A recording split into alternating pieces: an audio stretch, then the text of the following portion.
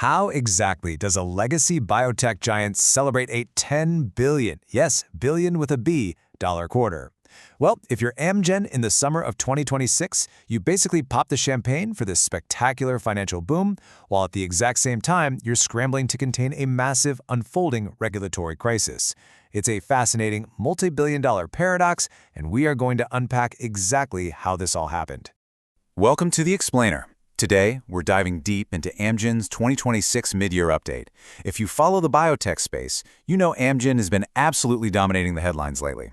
This explainer is quite literally a tale of two quarters happening all at once. It's absolute whiplash. On one hand, we've got record-breaking financial success and soaring product sales. But on the exact same day, we have sudden pipeline setbacks and a real-time regulatory scandal unfolding across the globe. Okay, let's look at where we're headed today. 1. The $10 billion quarter. 2. Blockbusters versus biosimilars. 3. The high bar for obesity. 4. The Tavneos data scandal. And finally, 5. The path forward. Let's get right into it. Section 1. The $10 billion quarter. Record financials. Wall Street always expects big things from Amgen, right? But their Q2 2026 results completely obliterated those forecasts. Total revenues jumped 10% year over year, hitting $10.1 billion. But the number that really demands your attention here is 65%. That is the surge in GAAP earnings per share, rocketing from $2.65 up to $4.37. To put that into perspective, finding 65% GAAP earnings growth in a mature, large-cap pharma company, it's honestly like finding a unicorn. This is the kind of margin expansion you'd expect from some scrappy tech startup, not a legacy biotech. It was driven by much higher revenues, vastly improved operating margins, and, alongside all of that, they generated $3.5 billion in pure free cash flow in just 3 months. CEO Robert Bradway summed it up perfectly, noting, "Our results demonstrate strong performance across our business. Our 6 key growth drivers grew 26% year over year." And because of the sheer, undeniable momentum, Amgen pulled a major move. They raised their full-year guidance. They're now projecting total revenue up to $39.4 billion. That's an increase of about $1 billion at the midpoint compared to what they were telling the market just 3 months prior. And raising guidance by $1 billion mid-year, that is the ultimate corporate flex. You just don't make that kind of adjustment unless you have absolute, unshakable visibility and confidence in your near-term commercial execution. Moving on to Section 2, Blockbusters and Biosimilar Battles, Products versus Biosimilars. When you look at the sheer scale of year-over-year sales growth across multiple therapeutic areas, it's wild. 22 of Amgen's products delivered double-digit gains. Take Uplizna, a treatment for rare autoimmune conditions. It skyrocketed 90% to hit $335 million. Tezspire for asthma, up 42%. And Repatha, their flagship cholesterol drug, brought in $953 million, which is a 37% jump. Having 22 independent growth drivers all firing at once is, well, it's pretty remarkable. And even with Merck entering the market with new competition, Amgen's commercial head made sure to point out that Repatha's extensive evidence for actively lowering the risk of heart attacks, it still remains completely unrivaled in the space. But, in the biotech industry, gravity always sets in eventually. We're looking at the classic patent cliff scenario here. We have to contrast these soaring new stars like Uplizna against legacy blockbusters like the bone treatment Prolia. Prolia's sales actually fell a steep 32%, dropping down to $759 million. And the culprit? The relentless, brutal reality of biosimilars. Multiple competing biosimilars have recently launched globally, and they are actively eating away at Amgen's market share. This led to a 20% drop in volume and a 12% hit to their net selling price. And it's the literal textbook definition of value erosion, perfectly illustrating the biotech lifecycle playing out right there on the balance sheet. Which brings us to Section 3, the high bar for obesity, strategic pivots. So, during that exact same triumphant earnings call we just talked about, Amgen quietly slipped in this announcement. They were halting the development of AMG 513, an early-stage Phase 1 obesity candidate. They didn't give a highly specific reason, but a spokesperson did note that the internal bar at Amgen for obesity medicines is just exceptionally high. think about the irony of that for a second.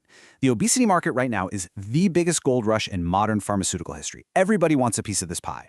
So to voluntarily walk away from an asset in this space highlights an absolutely ruthless internal standard.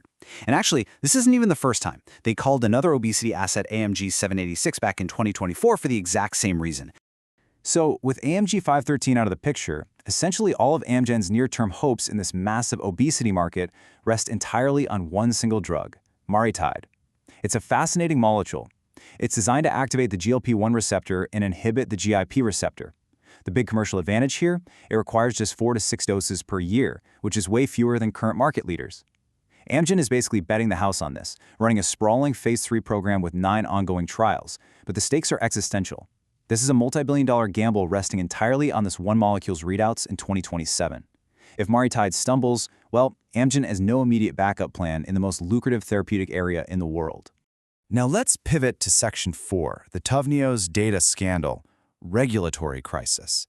So the crucial point here is how this clinical trial breach actually occurred, according to European regulators. And honestly, it reads a bit like a true crime mystery. The drug in question is Tavneos. It was originally developed by a company called ChemoCentryx, which Amgen acquired in 2022. According to the EMA, study personnel from ChemoCentryx were somehow able to see unblinded efficacy data after the study's database had already been locked. Realizing the drug hadn't demonstrated superiority, 9 patients were then re-adjudicated based on that knowledge of their treatment outcomes. They then reran the primary analyses to turn a non-significant result into a statistically significant one. Retroactively changing patient data to force a positive result after a database lock, that is a massive taboo. It completely undermines the very foundation of clinical trial integrity. And the European Medicines Agency, they did not hold back. They called the results incorrect and misleading and cited serious breaches to good clinical practice. Regulators also flagged several fatal cases of drug-induced liver injury that really complicated the safety profile. Because of all this, the European Commission formally revoked Tavneos marketing authorization in the EU, effectively banning it. And the US FDA is currently pursuing a market withdrawal as well.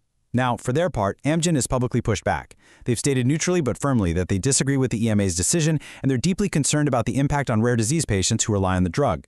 While Tavneos only makes up about 1% of Amgen's total revenue, the reputational questions regarding their acquisition due diligence are very real here. Did Amgen essentially buy a poisoned chalice when they acquired ChemoCentryx? It's a question that connects this clinical scandal directly back to their corporate financial strategy. Finally, Section 5, the path forward, global expansion. Despite the turbulence in Europe and the immense pressure resting on their obesity pipeline, Amgen is looking outward. They are heavily investing in global expansion. They just recently announced a massive new science and innovation center in Genome Valley in Hyderabad, India. It's expected to be fully operational by 2027 and will serve as Amgen's 7th global research lab.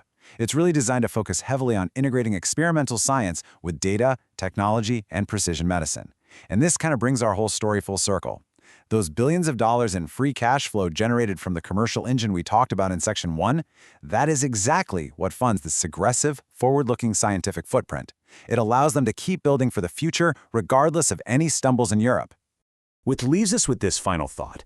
Amgen is an absolute powerhouse right now, firing on all commercial cylinders, generating mountains of cash and rapidly growing its portfolio.